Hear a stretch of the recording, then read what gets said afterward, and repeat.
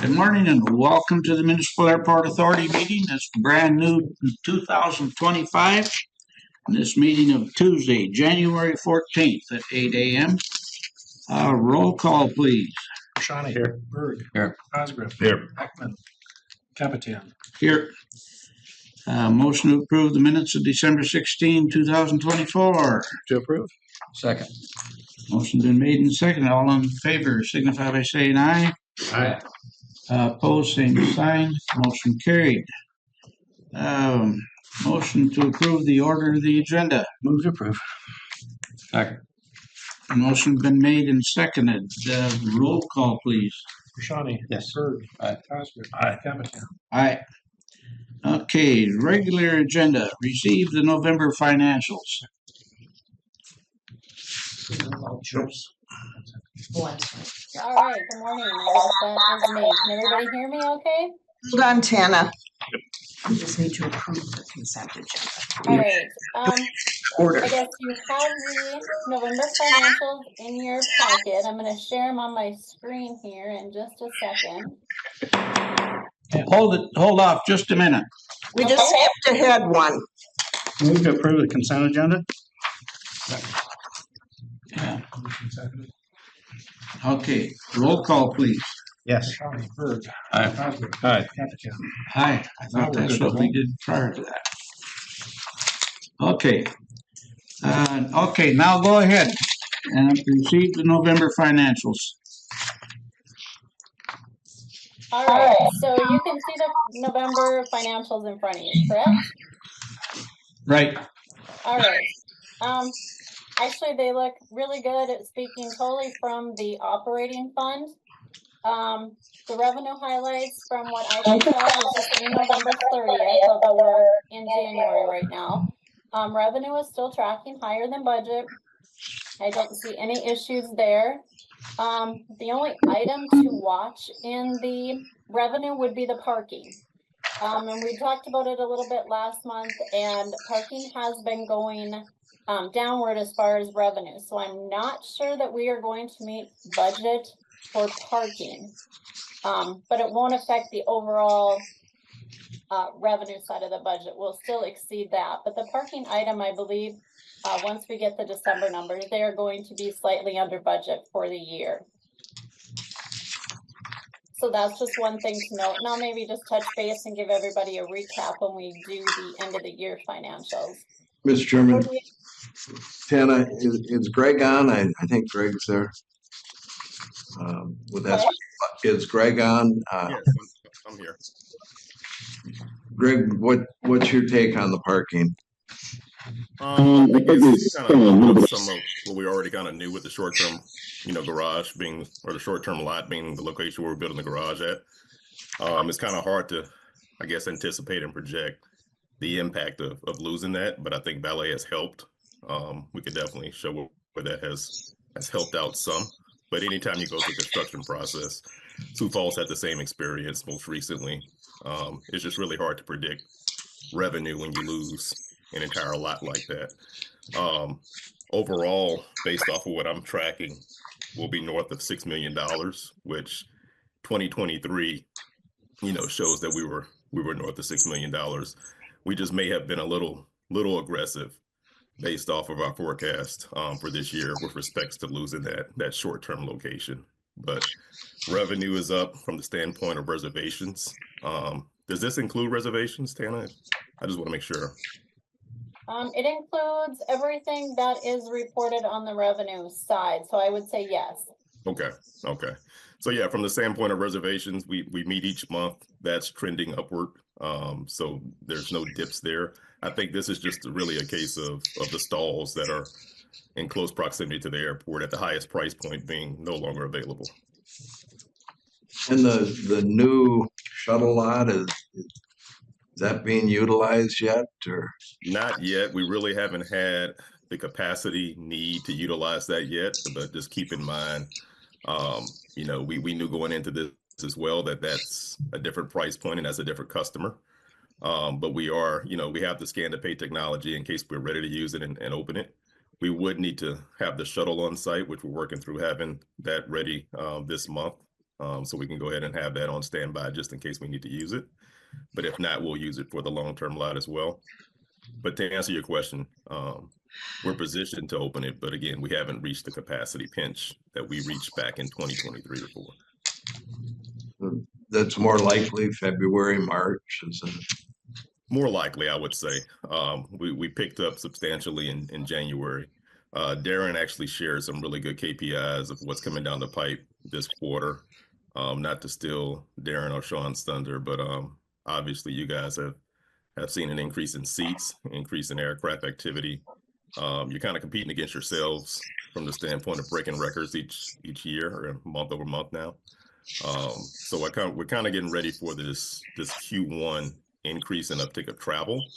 But just to circle back once again, I mean, you had a 21 daily max rate on that short-term lot, self-parking lot. We're still getting the word out on valet, but I think you just really are impacted by not having that lot there. Once that garage is complete and everybody starts using it, you'll be right back on track with 2023 and so forth. Thank you. You're welcome. Hannah, back to you. Okay. Thank you. So if we move and take a quick look at the expenses, no surprises on the expenses, tracking to be under budget. Same reasons as we have been for months. The salaries are tracking a little lower than budget due to the positions being open, and most all items on the expenses are tracking slightly lower, other than the ones that are listed, and those are nothing new. Those had happened earlier this year, and so no surprises. Expenses lower than budget. So net income for the end of November, we're about 2.4 over budget. We vary slightly. I expect we'll be over 2 million at least to end the year. So I have no concerns with the operating budget at this point. Just to look at a few KPIs, the passenger employments is higher. Our annual growth is right around 5.33%. No big surprises there. Our airline revenue growth is up. Cost per enplaned passenger is at $4.55. I know some of the airlines really focus on that, and so that is a good number to be in. I think that is very good and very competitive to other airports of our size. To look at the employments, I know December is not listed on here because we got those numbers late. But if you look from July, August, September, all the way through the second half of this year, we have broken records for employments. And I will report now that December's records were over 50,000 enplaned passengers.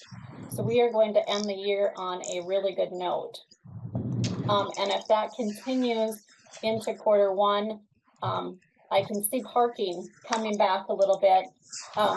The December numbers were not in for parking, as we said, but with 50,000 employments, I'm sure those parking revenue numbers will also be high. So this is really good to see. We've set over 4 major records in 2024 with employments. So it'll be exciting to see what happens when the rest of the terminal expansion is done and open.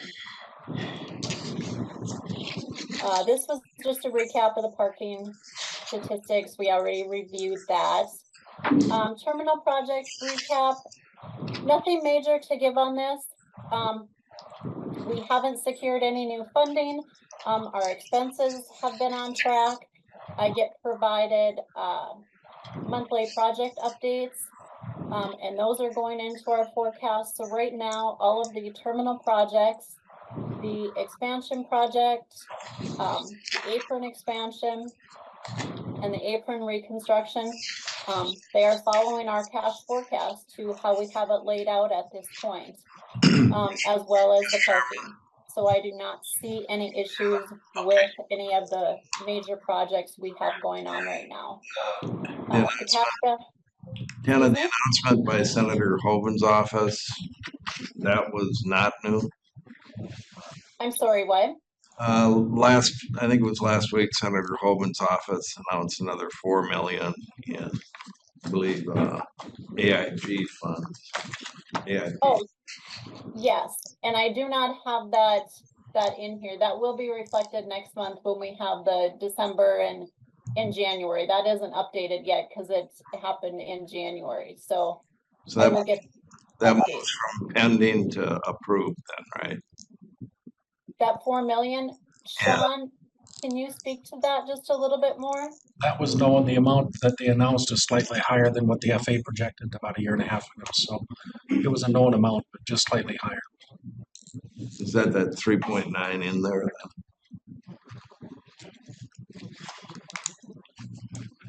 Or no, that's in the, That's a different one. that's Okay. Continue.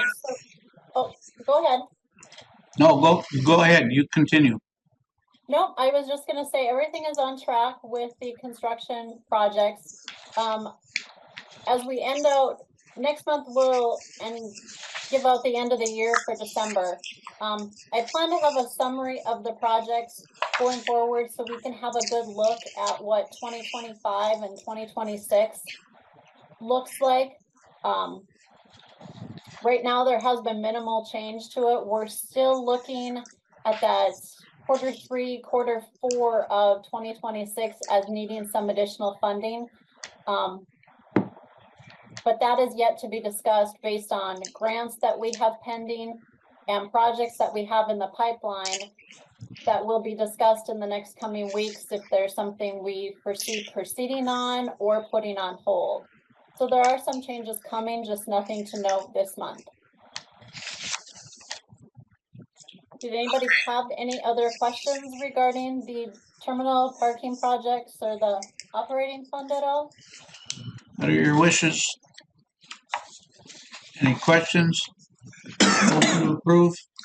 Do we need to approve them or are we just reviewing them? No, Receive and file, just to receive and you file. can receive and file.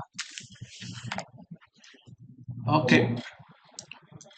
Motion, second? Second. Roll call, please. Shawnee? Yes. Bird? Aye. Johnson? Aye. Number 2, receive update from TL Store Architects and Parking Structure. Good morning, everyone. Can you hear me? Okay. I'll turn it up. Can you guys hear me? Yes. Okay. Have a short report today. We are progressing pretty well on the parking ramp. We are at grid line 13, which is 1 grid east of the elevator lobby. We're doing a bunch of underground. If you've got across the fence or peeked over the fence, you'd see that we have the first floor kind of buttoned up with reinforced plastic to heat it. So they've heated it and they're doing plumbing and they're doing electrical and we're actually doing some grading because we're done with that work in a few areas on the west side. We're also be starting, we call it the speed ramp, which is the ramp that gets you up to each level. Hoping to start that soon. Right now, weather is keeping that in check for us. We have used, I don't know, roughly half of our weather days, mostly wind issues than anything. But they're working some extra hours, and right now they feel like they can stay on track with the schedule that we have. Do you have any questions? Dr. Bashani. Just a quick one, Terry. You mentioned wind. Are we getting any sense at this point, or is it too early as far as windscreens and the need for them? You know, that's a really good question. I haven't talked to them. You know, most of our snow and except for just recently has been pretty minor. And so up until this last big snow that we had, and I haven't talked to Lucas yet about that. I plan on doing that here this week, or I'll talk to probably Joe in my office because he's up there every week. But Not that I know of yet, it was interesting, the snow that we had. I'm not sure what wind direction it was coming, but all the pictures of the ramp, previous to this were pretty snow-free. So, I'll do some checking and report back. They were waiting to see until there was wind. Thank you very much, Terry. Rick, you have a question? Actual experience. So, Mr. Chairman, Terry, could you, really kind of two just big questions. Are we, on our schedule from a construction timing standpoint? Yes, we are. Yeah, I mean, we're right now, today, we because they built in weather days, we're still good. I mean, we basically have, I think, somewhere in the neighborhood of 16 weather days left. So that's built into the schedule, and so we're good on the schedule, and Wells is actually working some extra time to make up for some of those days. They want to get them erected as soon as they can, as much as we do, so. Sure. When is our completion date? Well, the precast is gonna be done probably sometime early February, and then there'll be parts of it that we're just gonna have to wait for a while for weather to warm up to. We have a lot of concrete washing, they call it, which is where we have areas that are blocked out in the precast that we pour concrete in to get it to slope to drains and stuff, and so that'll have to wait for a little while before we're gonna be able to do that on the upper levels. So I think that, I want to say we're supposed to be done,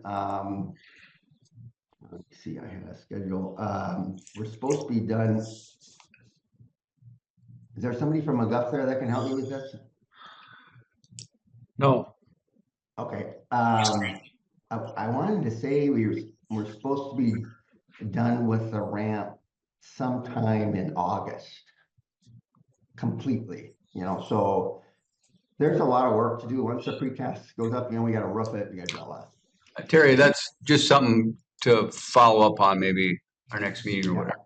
And my other just kind of big question is, the costs and what we budgeted and where we're at. You feel like we're on track there or off track? Well, our last meeting, and we approved all the stuff last meeting. So right now, we're about $800, almost $900,000 below budget. Right. And no change in the last month. No, So really the only thing we have left to add to this yet is the new drive lane that we're doing. Say, Tony, it's Rich. I'll make sure that Joe and Lucas get something updated to you guys as soon as we can. I'm in Grand Forks. I didn't realize someone wouldn't be there, so sorry about that. Terry, I just checked out McGuff's schedule here.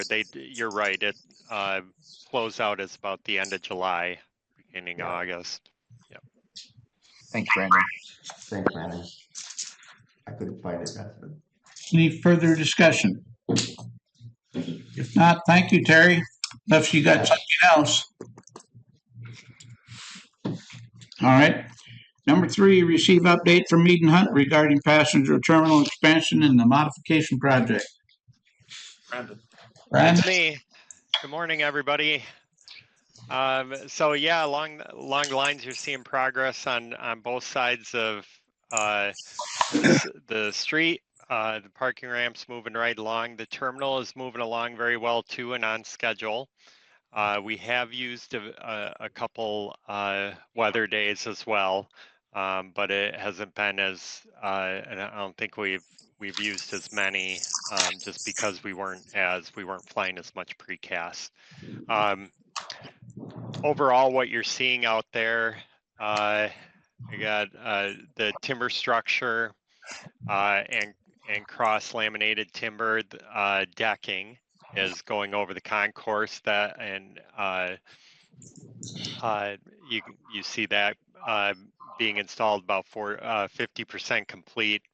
Then the timber structure and cross-laid timber over the ticketing area, which is kind of that monumental piece as you approach.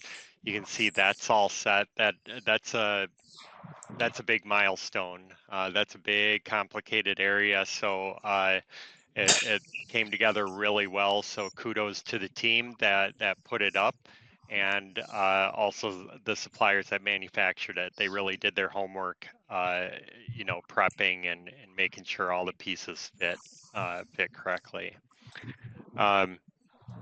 The rest of the concourse, roof deck, the cross-laminated timber should be done about mid-February. All the mechanical, electrical, plumbing, and underground on the first level is pretty much done. And then the first floor slab on grade is, you can see they're continuing to pour there, and they should be wrapped up with that the end of January. That's excluding the ticketing area. They got to get that enclosed due to weather conditions, obviously. And then steel stud framing. That'll be all the interior partitions and such will be starting, and then around the exterior as well on the second floor.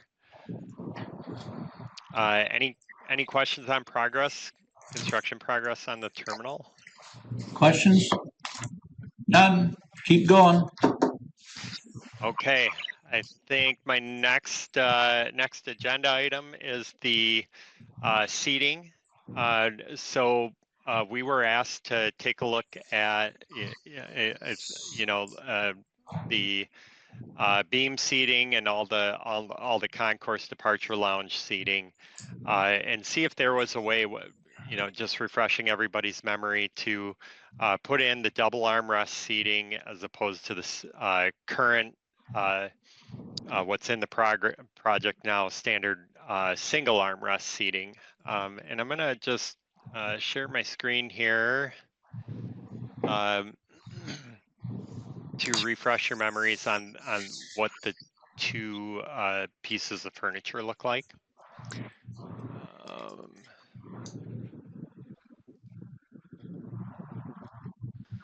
Okay, can everybody see my screen? Yep. Yeah.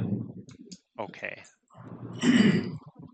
So we specified the Arconis Flyaway, which is the padded seating here. You can see we have mid tables and end tables, drink holders, and then power stations built into it. That's what's in the project right now. So we took a look at what the double armrest seating would look like, and this and how it would fit in. So first of all, this is the double armrest seating here. It does have power stations. We'd be losing some of the tables. They just take up more space in general. And so when we did the study on how to fit it in, there was a reduction in 154 seats overall between within the entire concourse. We were asked, I think the last time around, to see if there was any way we could fit any more in. We evaluated that without compromising soft seating and other amenities, and kind of cornering the airport into further future expansion of like concessions and other amenities. There wasn't really any room. We did our due diligence in putting in as much seating as possible into those spaces. So along with that, the cost difference turned out to be about, I got to take a look here, excuse me. It's 154 seats and an additional cost of $31,758. So after doing this study and looking into it, our recommendation is, based on the input that we received from the user group sessions and the community input sessions, they were concerned with more seats in general, and then also more soft seating, which we've met the program there, and this would be moving kind of further away from that. So our recommendation is to stick with the original design with the Arconis Flyaway, and the soft seating that we've put in there. But of course, whatever the board would like to do, we would fully support. So we're asking today that the board make a decision on this. Okay, my, sir. my only question is that, this has been a point of a lot of contention and discussion, and, Paula was very concerned about this, and so she's not here right now. I don't know if something happened, but did you ever look at a combination of two? I mean, it seems like we're just battling between one or the other. I certainly see benefits in both, but I mean, had you looked at that? It seemed that some of those areas close to where you're going to board the plane are going to be higher density, and some of those areas further away. Yeah, we could look at that.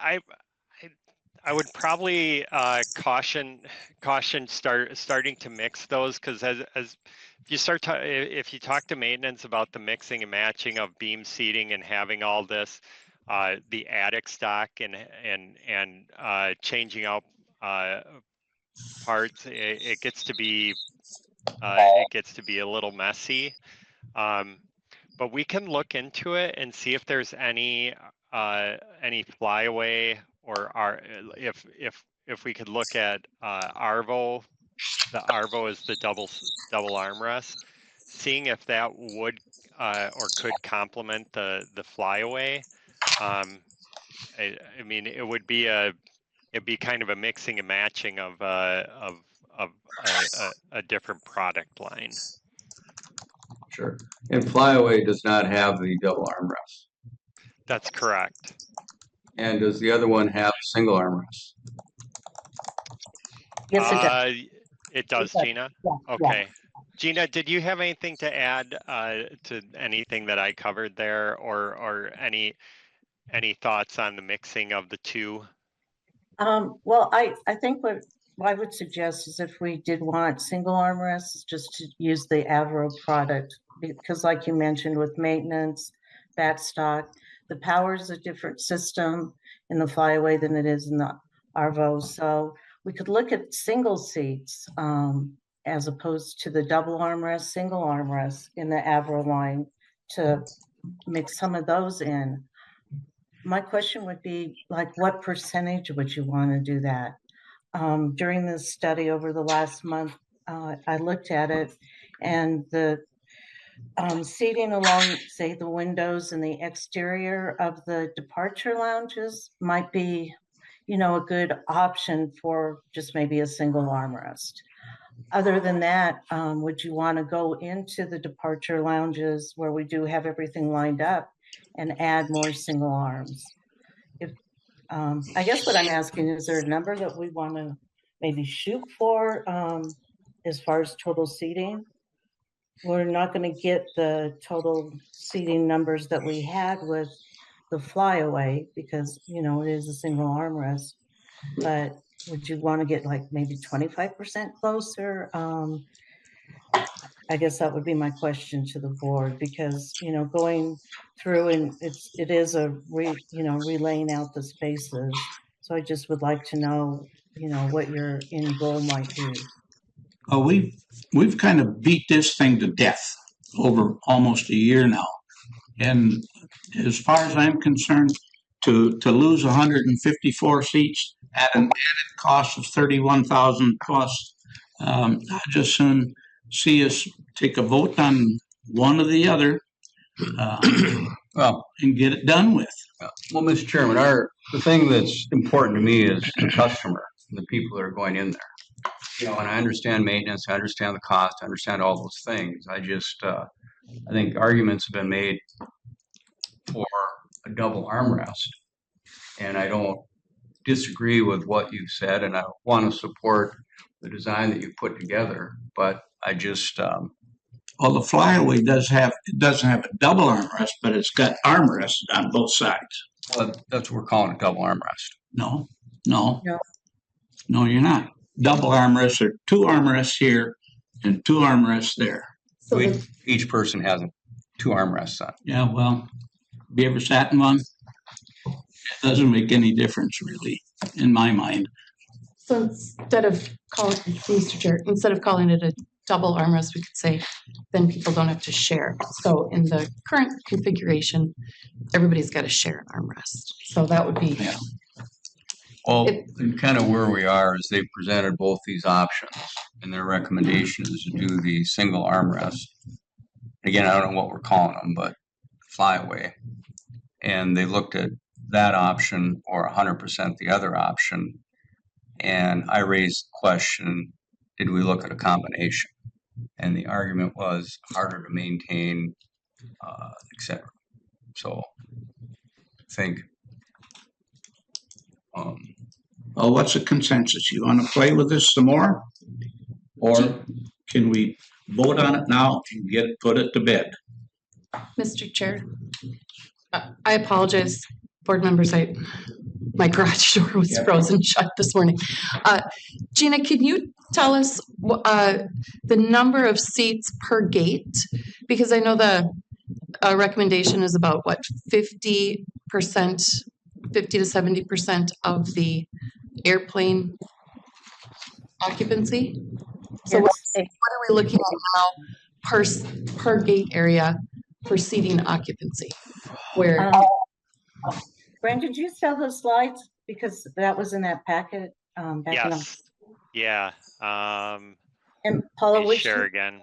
80% of airplane capacity is what we shoot for.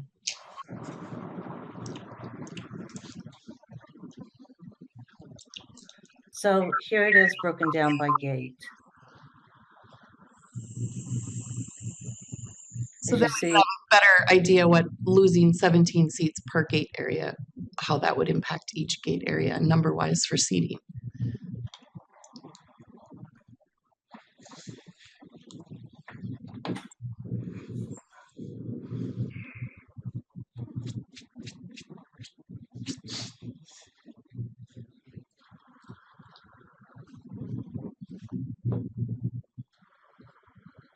Overall, it looks like gate 2 and gate 7 are taking the biggest hits. And gate 6, 199 versus 160. And I know you said at the last meeting that maybe you could, and I apologize, you said that you could look at a mix of seating, which is kind of was your idea to start with, was, having some higher seating and, a mix of different seating options, probably much like Denver has. So you have, maybe some single arm, some double arm, some bench, some soft seating that would combine. So what is the maximum occupancy of the aircrafts that we serve? And that is reflected in the numbers for our CONUS. That's the 80% of the max airplanes for those gates. And we've already talked about mix and matching the double arm with the single arm and the problems with maintenance and changing out and all that other stuff. Already hashed that one over. well, So I feel like you, Mr. Chairman, I'm frustrated this decision hasn't been made. I feel like we should get it made. On the other hand, I don't think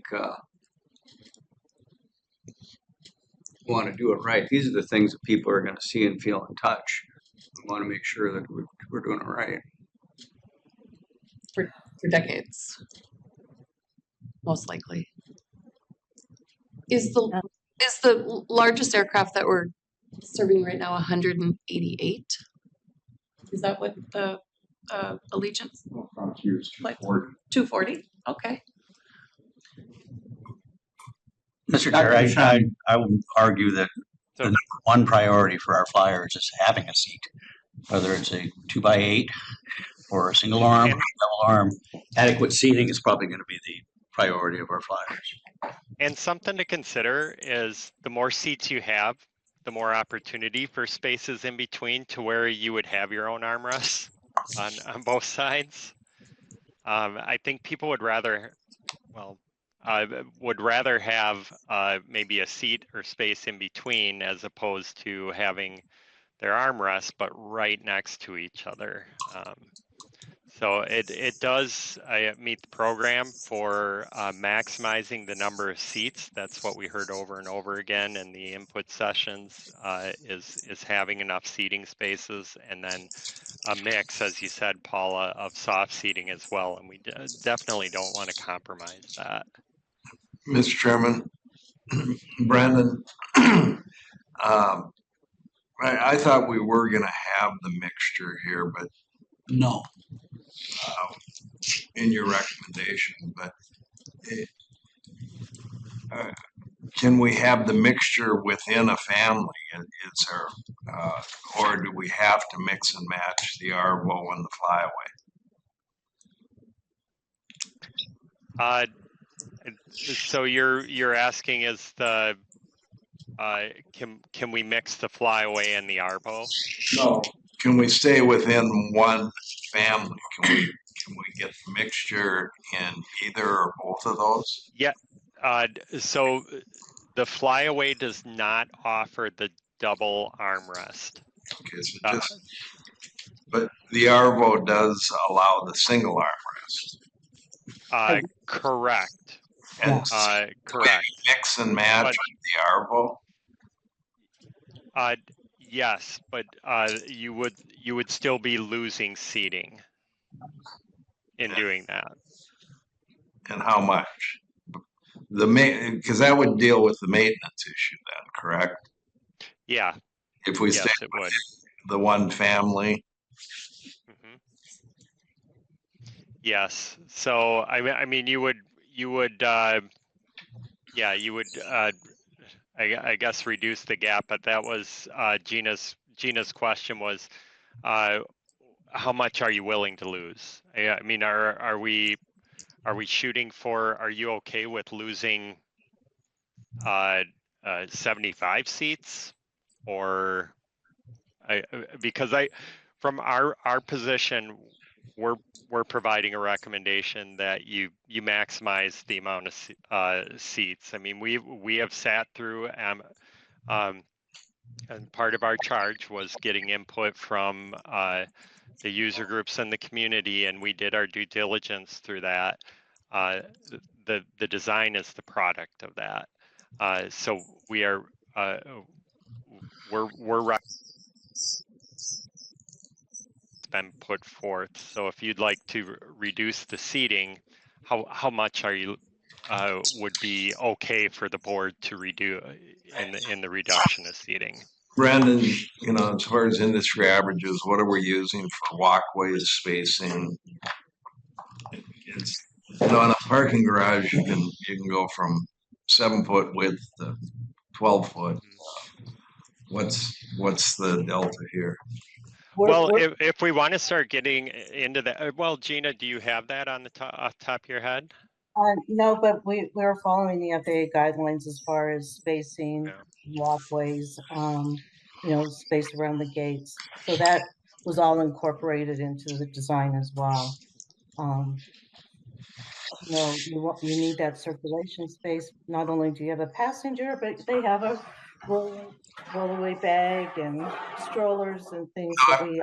I'm just trying to understand our options here. It just. Mm-hmm.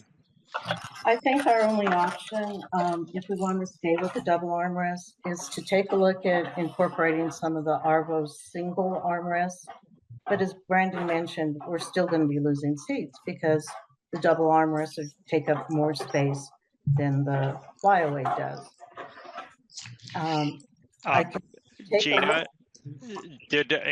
and also just so everyone's aware, if we do go to the Arvo, are there side tables as well in the Arvo, or do we lose those? We can incorporate those in, but here again, that takes up a seat when we add that table. Okay. The other thing you have to keep in mind, I've sat in both of these seats. The Flyaway is 10 times more comfortable than the Arvo. The Arvo is terrible for comfort.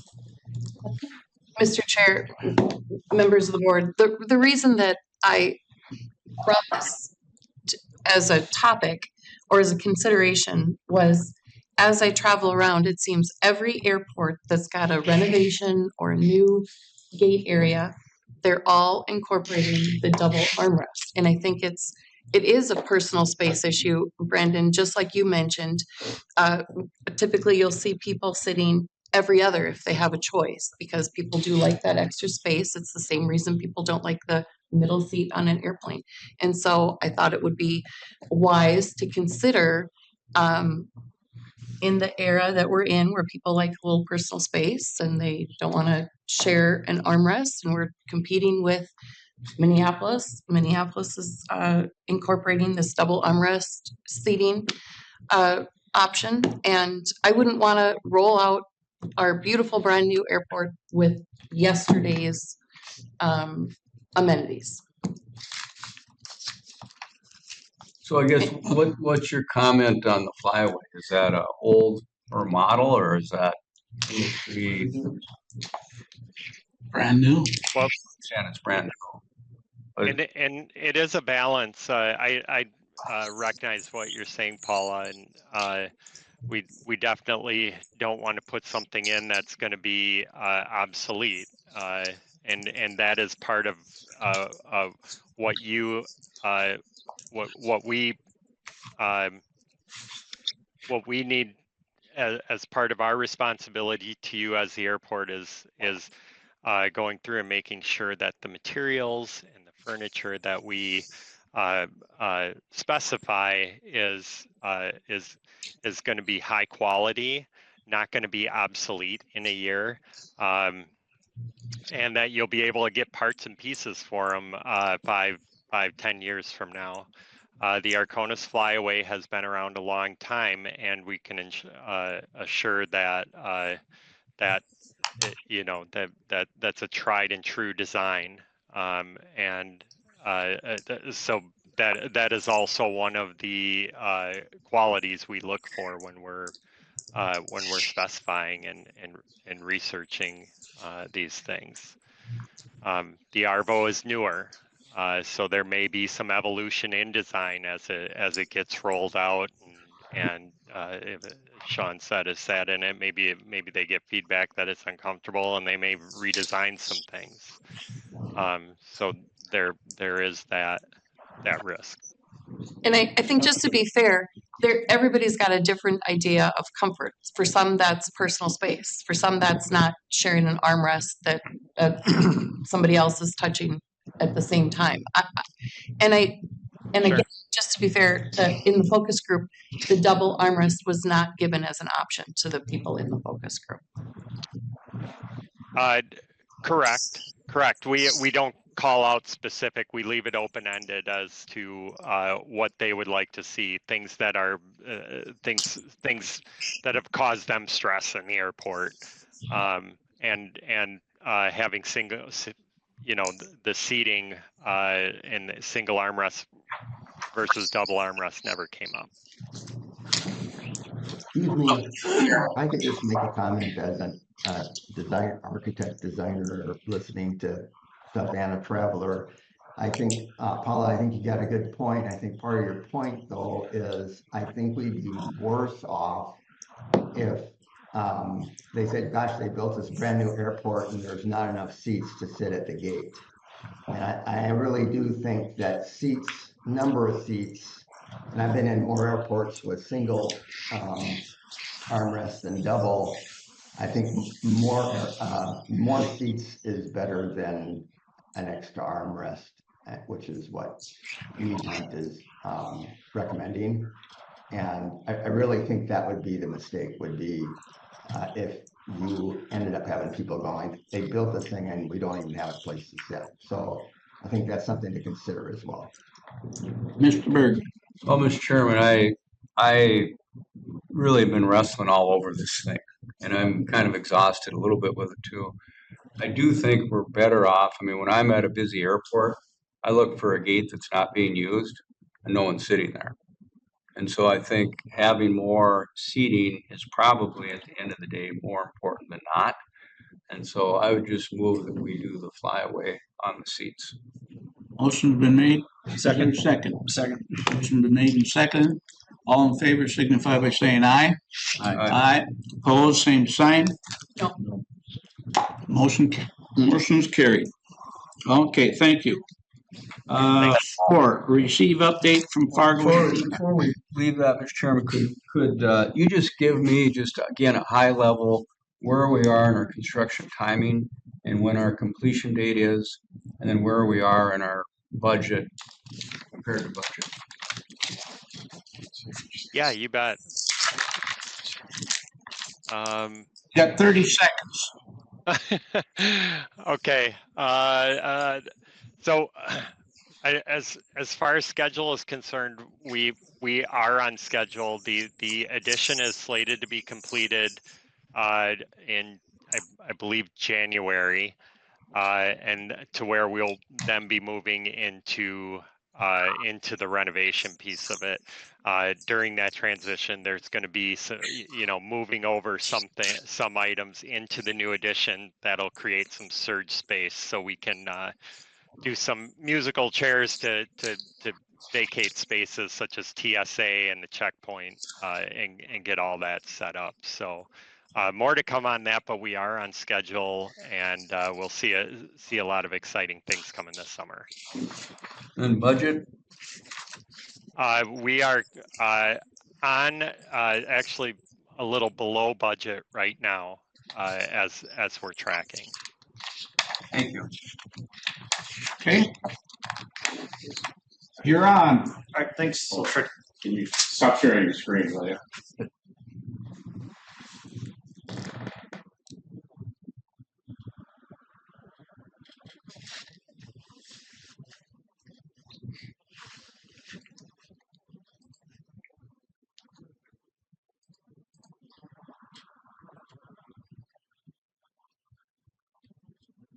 Can you stop sharing your screen?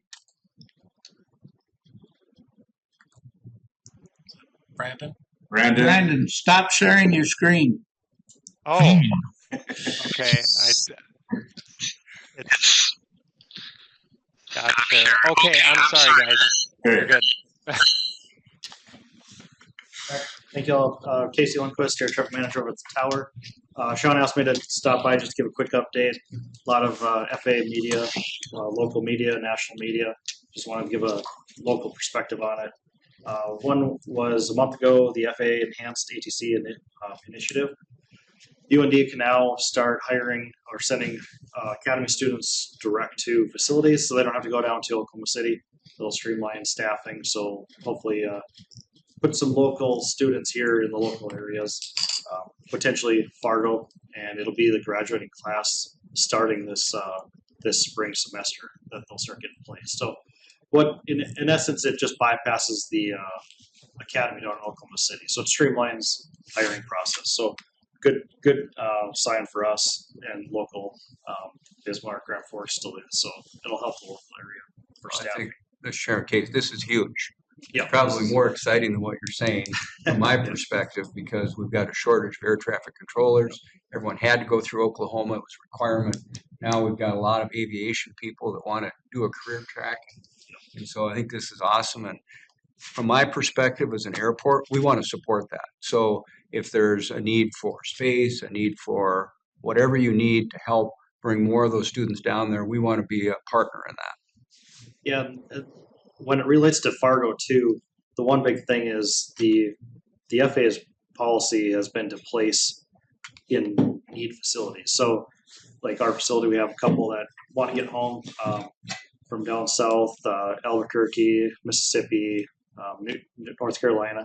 So this will help put localized students. They've been in the area, they know the area, they're typically from the area when they're going to UND. So this will help generate some local long-term controllers. We can provide parking. So the other one it's in the media, the new fatigue rules. The FAA Administrator Mike Whitaker put some new fatigue rules on us. So 10 hours between each shift and 12 hours between our overnight shifts. Locally, I don't see any impact coming. We have pretty good staffing right now. we have a new schedule coming out this year that will accommodate that. And so locally, I don't see anything. National media, you might see some facilities, with reduced staffing or some traffic management initiatives, but I don't foresee anything here. So locally, it will be no factor. So with those two things, Fargo staffing update. Currently, we have 15 controllers out of 17, our target number. We have 5 in training right now, so should top us out at 21, just over our number, but that'll give us a little buffer to send some of our controllers back home where they want to be. And then currently we have 3 operational supervisors on. I'm onboarding one more here in March, so we'll be at full staff of supervisors, and I'll slowly maybe start sending them over to board meetings to get them more involved with the airport. Right now they work mostly with Andrew, just with airport ops. Let's see. Then upcoming RSAT, March 25th at 1300 is tentatively scheduled. So I know Rick did some pilot forums, so I'll have an invite out here probably in a month or so. I'll share with the airport to spread out to the pilots, airport operators, anyone that wants to join. Just go over some just runway safety, promote safety at the airfield. Where are you doing that? Did we do it here last time? We did it at the new Guard Armory. They have a nice auditorium. We've done it there the last 2 or 3 years. So if the Guard's willing to host us again, we hope to use that auditorium again. It's a lot of seating. We can also do in-person and virtual. They have a Zoom setup. So hoping to do that again. And final thing for you is tours. I had talked to Sean a couple months ago. We had some remodeling done on our simulator. That's complete now, so I'll send an invite out to Sean to spread out, and that'll be for board members. If you want to come over after a meeting sometime, just let me know. Extend it to city commissioners just to get more aerial view of the airport and what the ongoings here. We have a PowerPoint too I can give to people that are interested in all the different dynamics of the airport, and then also county commissioners too. So get everybody in the area here and give them a short presentation over there and give them a tour. So, and that's all I had. Thank you. Any questions for him? Hearing none? Okay. Next on the agenda, elected new chair for 2025. Is there a motion? Mr. Chairman, kind of following our tradition here, I would move that we elect Paul Ackman as chair for 2025. Second. Okay, motion been made and seconded. Any other nominations? If not, all in favor signify by saying aye. Aye. Opposed, same sign. Motion carried. Number 6, elect a vice chair for 2025. Mr. Chairman, again, following with our tradition here, I would move to appoint Rick Bird vice chair for 2025. Is there a second? Second. Motion's been made and seconded. have All in speeches? favor? Do we have speeches? What? We have. No, absolutely not. Oh, crap. man. Okay, all in favor signify by saying aye. Aye. Most opposed, same sign. Motion carried. Number 7, old business. Just a few items, 2025 boardings, 2024 was a record. We had 526,049 in plane passengers for the year, plus 4,773 charter passengers. The total passengers on and off was just slightly under 1.1 million. We did break the 50,000 count for the first time in monthly boardings, 50,400 passengers. So 2024 was a good year from that standpoint. Delta has reinstated our Atlanta service for March and April, Saturday only. That'll be the 737 aircraft. That's basically for the cruise ship traffic. You get off the cruise ship and you can't get home on the Saturday, so now they put in Saturday service throughout some of the airports here in the Midwest. That'll start in, I think, first Saturday of March. There is at some Actually, see the second or third Saturday. I forgot the date now. So it's good to see that coming back. Over here, the 141 Maneuver Enhancement Brigade, the North Dakota Army National Guard, they recognized the airport authority here a couple of weeks ago. Read the statewide military news for how we accommodate the military members and families during deployments and in return from deployments. So I thought that was a good recognition from the Army National Guard. Yesterday, I attended the first hearing for the Aeronautics Commission budgets. Senate Bill 2006 was before the Senator Probst Committee chaired by Ron Sorba from Fargo. Testimony was given by the North Dakota Aeronautics Commission, primarily Kyle Water, the Airport Association of North Dakota with Ryan Messinger, the Airport Director, and John Quartz, myself, and then Kelly Brown, the Airport Director in Dickinson. Very well. I'll just wait and see if they have any other questions or need any other information. Otherwise, we don't expect to hear anything about crossover, and it'll be sometime in the House in March. So far, so good. 120 million is part of the Senate Bill 2006, which is the entire North Dakota Aeronautics Commission budget. So our task is to support that. There was support from Fargo Moore and West Fargo Chamber. They were there yesterday as well, along with the City Air Force. So there seems to be good support for it. Final thing, we're looking for a mechanic, so we'll be in the market looking for a mechanic, heavy equipment mechanic. And not sure what the market's going to bear to try and attract somebody that's got some experience, but we'll be working on that with Andrew and Aaron to try to get something for us. So the 60 million, is that a straight cash to Hector? That would be the grant. We have to draw it down as we accrue the expenses. So, or that be available in August 1. Yes. Yes. So, very positive response from the committee. So, well, I had a question on the fly-in North Dakota. Are we in their annual meetings here in March? Yeah. Are we involved in that, or anybody can attend? I guess I'll have that on the next month's agenda to anybody who wants to go register. And I didn't know if we. Yes. If there's like. Yeah. We have so many people that we register. Anybody can attend. So we've had some years where all board members have gone. So we'll reimburse you for your registration. Just turn in your reimbursement for that. We contribute to it. So host cities, we contribute $5,000 as a sponsor. It's in the host cities, so if it's a Grand Forks or Minot or Bismarck. I guess that was kind of a question. If we're doing a sponsorship, does that come with registration, or should we pay for it individually? Pay for it individually, and then I'll reimburse you. I don't believe it comes with any.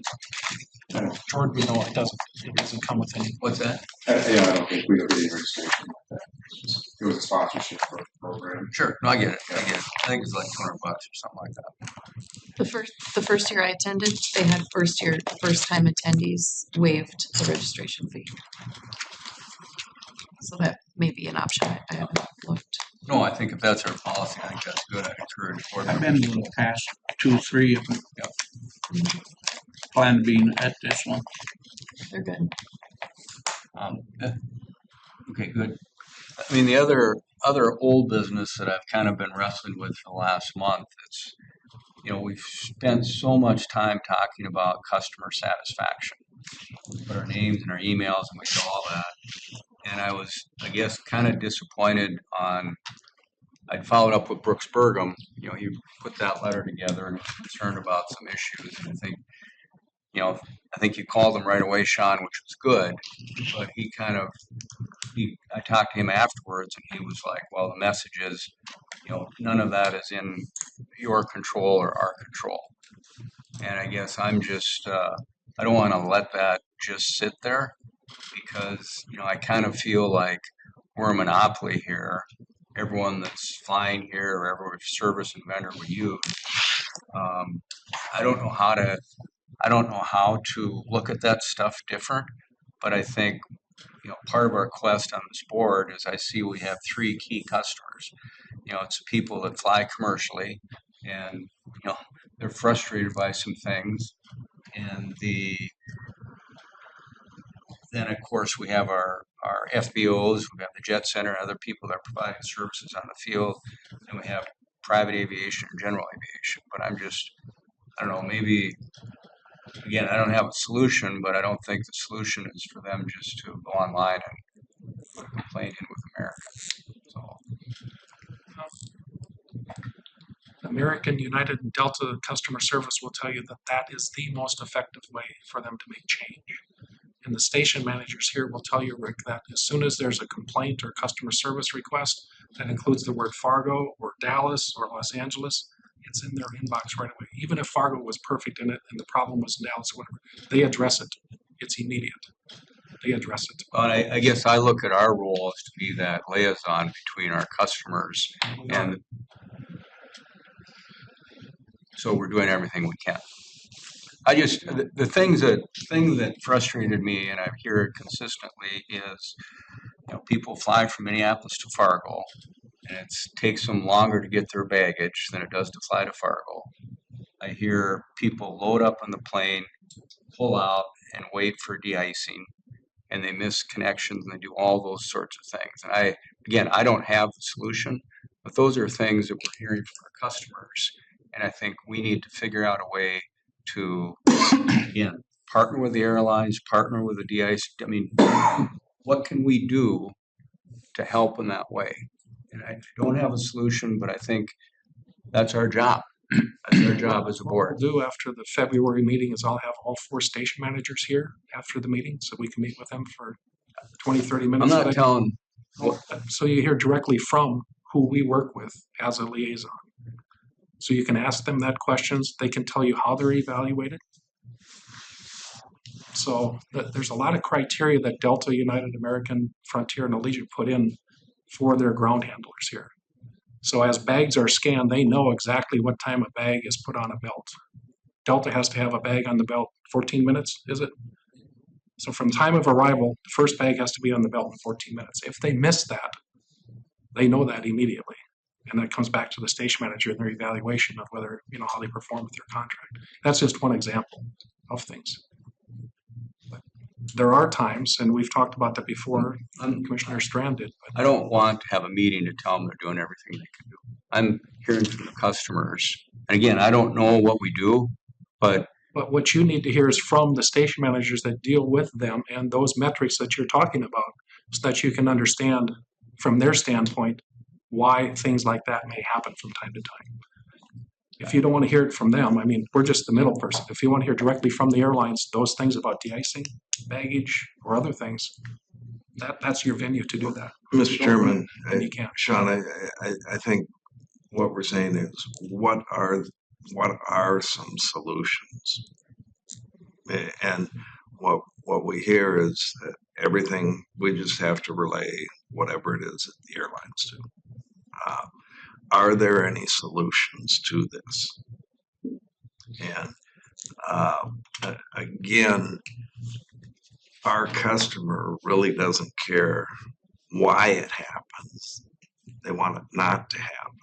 And I think in Mr. Bergham's letter, he was concerned about different things, but if you get your baggage gate checked, then it had to go through baggage claim here. What would be, is there a solution? Could that then be delivered back to the gate when you exit Fargo? We don't know. But I would ask you, what are those options? And not starting with, we can't do anything. Dr. Shani. Mr. Chair, I think we keep going around in circles on this. Sean has told us what we can do, and we're not listening to that. We keep coming back to, why can't Sean fix this? And there is a fix he's suggested, and we need to listen to that and think about, how do we activate that? How do we make that an effective mechanism for the airlines changing their behavior?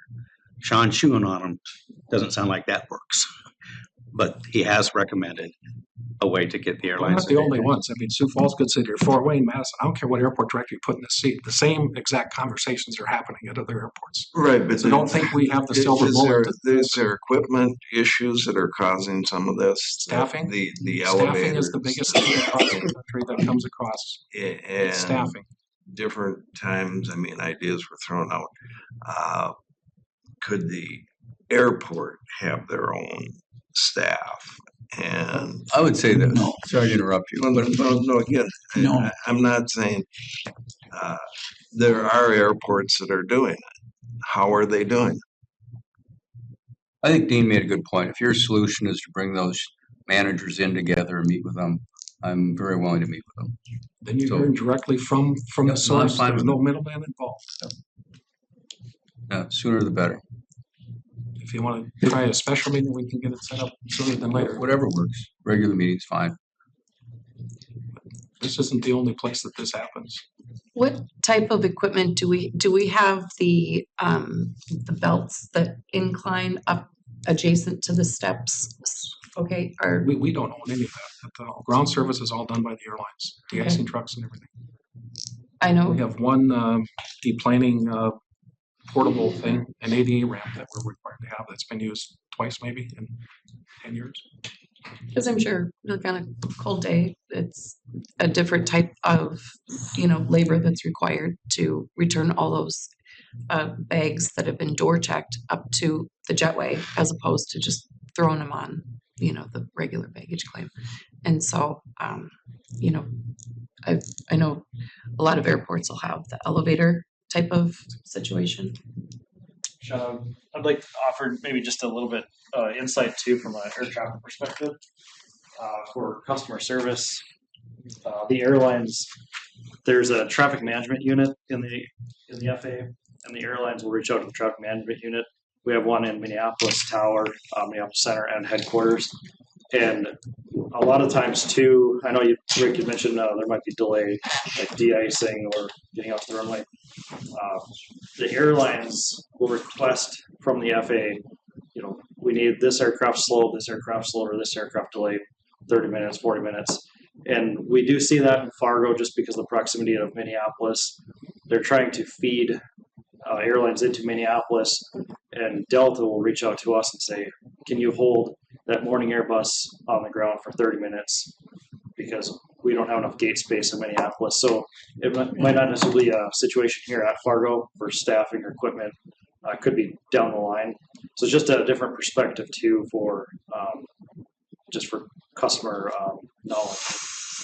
I appreciate that. People have to make slots wherever they're going, And so it typically it's the airline reaching out to us, air traffic controllers, saying, Delta, you're delayed 30 minutes, so now the ground crew might not work as fast. I don't know their policy, but de-icing, they'll de-ice an American before a Delta because the American got released to Dallas Fort Worth. So there's some other perspectives too that maybe considered. You also have situations where the captain changes his mind on what de-icing fluid they want to use. Well, the truck's loaded with what you originally said. Now we have to change to a different type. Those things take time. And I can tell you, so on Friday, January 3rd, we left here on United 25 minutes late. Got to Denver 15 minutes early. Waited for a gate for 23 minutes in Denver. So tell me more about this meeting. Is this a regular meeting that you have on a monthly basis with the managers of each airline? There's a TSA stakeholder meeting that we have where we talk about all types of airport issues. But we meet one-on-one or collectively with the station managers as needed if something comes up. What does CSA stand for? Customer Service Agent.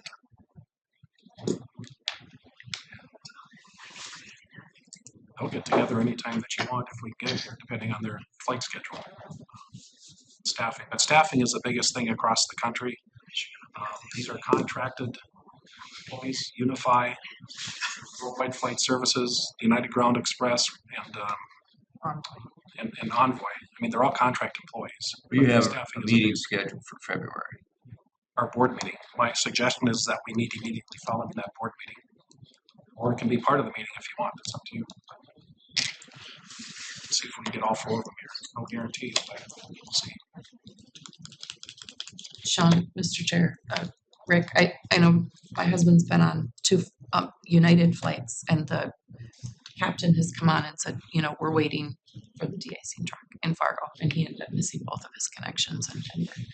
So the pilot was communicating, we're waiting on de-icing equipment, and he was frustrated as a passenger to wait so long in Fargo when there was nobody ahead of us or whatever. So I think there is many different reasons that people could be delayed, but it is very frustrating when you miss your connection due to something you think that would be Sometimes controllable?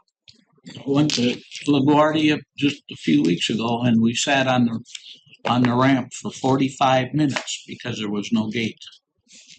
It wasn't because they didn't have the crew there. There was no gate. And we did the same thing. Huh? Would you call? We didn't call anybody. Very well. That's part of life, people. Well, and I think this will be good. I mean, I think there's always things that are out of our control and things that we do have some influence over. And if we can understand that, it may help us, our customers.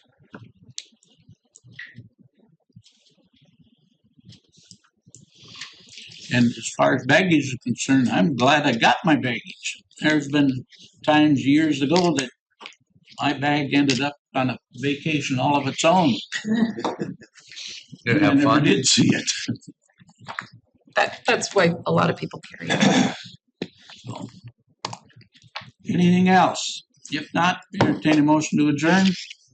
So moved. Second. Motion made and second. All in favor signify by saying aye. Aye. Opposed, same sign. Motion carries.